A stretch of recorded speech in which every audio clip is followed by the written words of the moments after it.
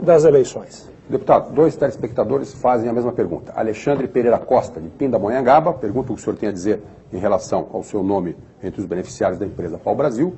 E o Adolfo Alves Ferreira, de São Bernardo do Campo, que diz: os índios utilizavam o Pau Brasil para corar, tingir os tecidos. O senhor não ficou curado quando viu o seu nome na contabilidade da empresa Pau Brasil? Em primeiro lugar, eu fiz um levantamento com os meus chefes de campanha, porque um deputado, um senador, um prefeito, um candidato a prefeito, não faz a contabilidade da campanha. Eu tinha que me preocupar com outros temas, como sobreviver no Rio de Janeiro, ou como inserir no Rio de Janeiro contra o PT, que tinha uma poderosa máquina, e o PDT, que tinha Brizola, no momento em que Brizola estava, por assim dizer, no apogeu do seu poder.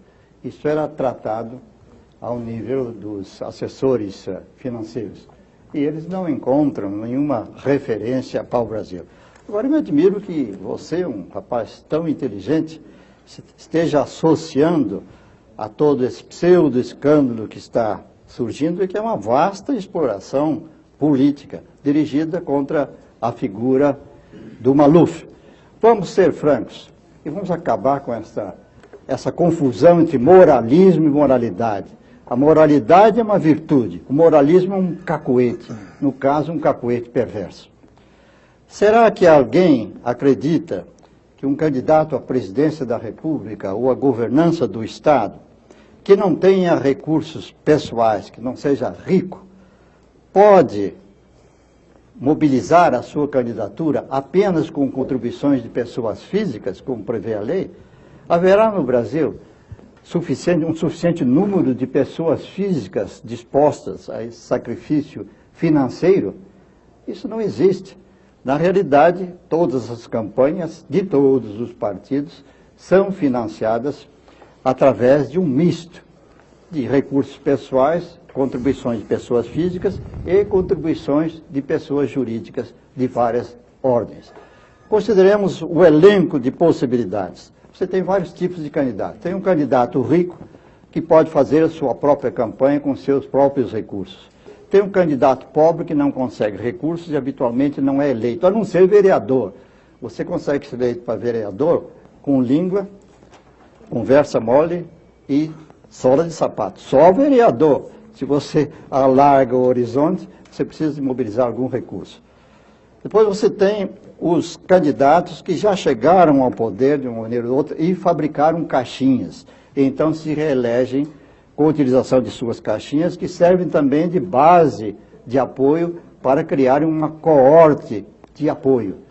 Porque um governador, um presidente da República tem que ter um sistema de apoio e tem que ajudar aqueles que o apoiam.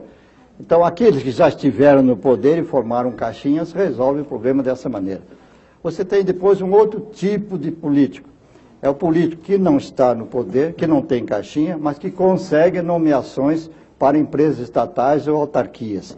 E as empresas estatais, então, mobilizam recursos. Chamam, por exemplo, os empreiteiros e dizem: olha, seus pagamentos vão se atrasar se você não apoiar o nosso candidato, que nos dá prestígio, apoio. Ou então, não terá mais contratos no futuro, se não apoiar a nossa corrente política. E por que é que os políticos brigam desesperadamente para nomear gente para estatais? Para ter esse tipo de apoio eleitoral. Deputado, mas eu só queria terminar. O seu caso nesse elenco? Eu só queria terminar. Bom, além disso, você tem o político ideológico. É o caso, por exemplo, dos partidos comunistas que recebiam financiamento do Cominter.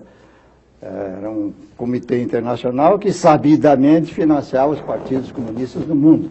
Desaparecido do Cominter, esses partidos também murcharam. No Brasil, estão reduzidos aí aos 3 ou 4 gatos pingados, que miraculosamente têm a liderança do governo, coisa também difícil de explicar. Esse financiamento do Cominter é conhecido, os partidos de esquerda comunista tinham tradicionalmente esse tipo de financiamento. Mas existem também os partidos ideológicos, não da linha radical marxista, mas da linha socialista, como, por exemplo, o PT. O PT recebe contribuições de sindicatos nacionais e estrangeiros. E ninguém me diga que o senhor Lula rejeitou contribuições de empresários, que eu não conheço nenhum empresário que tenha contribuído para o Collor, que não tenha também pago um prêmio de seguro, contribuindo um pouco para o Lula. É o chamado dinheiro do bandido, na esperança de ser protegido caso viesse a ser implantada a República Sindicalista. É o caso dos violinistas no campo de concentração. Muitos judeus tocavam no campo de concentração, não porque achassem que o Terceiro Reich amava a música, ou porque se deliciassem com a música, apenas para não ir para o campo de concentração. Então, eu não conheço empresário que não tenha procurado fazer seu leque de proteção, olhando muito para o Ibope.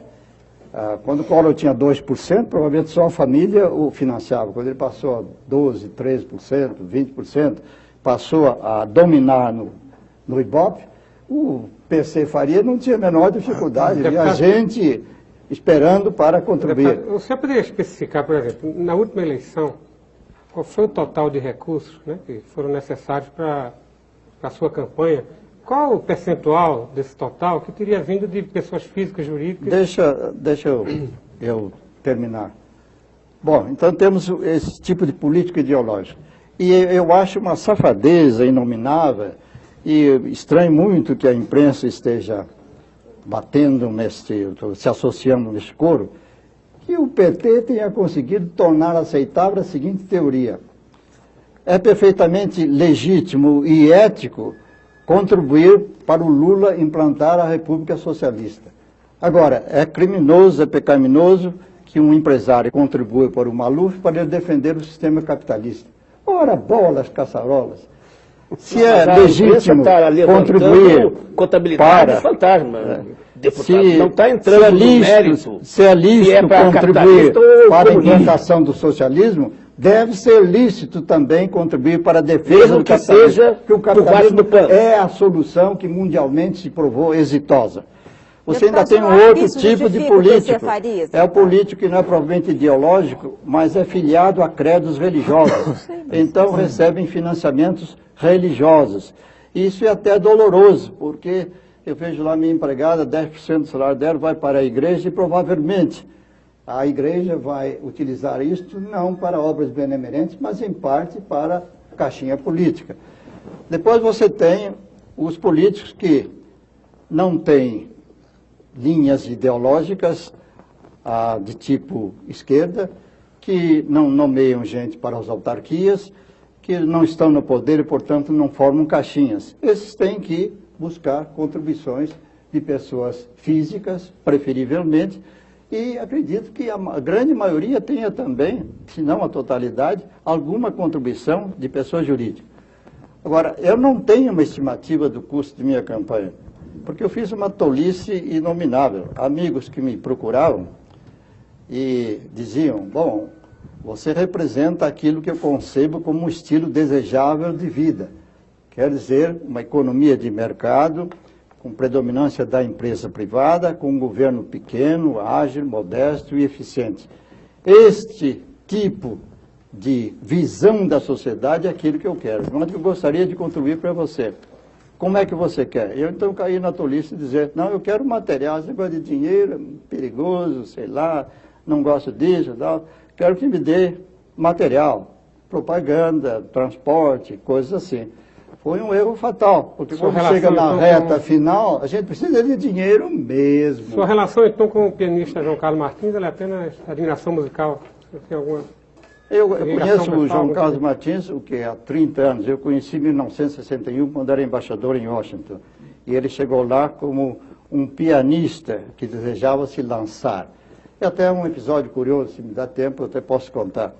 Eu tinha chegado a Washington há 3 dias, isto era mais ou menos começo de outubro de 1961, no governo Kennedy, e fui convidado por um jornalista que tinha trabalhado no Brasil, Ted Schultz, que era correspondente do New York Times, para uma festa. Ele me disse, você vem a essa festa porque eu sou correspondente do New York Times, todo mundo político de Washington vai lá, porque precisa da opinião do New York Times. Então você vem que eu te apresento logo a todo mundo. Eu fui, tomei uns drinks, fui apresentar várias pessoas, e de repente chega uma moça com um ar de hippie e me diz, que droga de embaixada é essa? Eu disse, mas como droga de embaixada? Estou chegando há poucos dias. E por que sou uma droga? E por que a embaixada é uma droga? É uma droga porque todas as embaixadas prestigiam os talentos musicais que vêm, ou culturais que vêm a Washington. E chegou aqui um rapaz, está hospedado comigo, há 3 dias, que é um grande intérprete de bar, um grande pianista, e a embaixada não fez nada.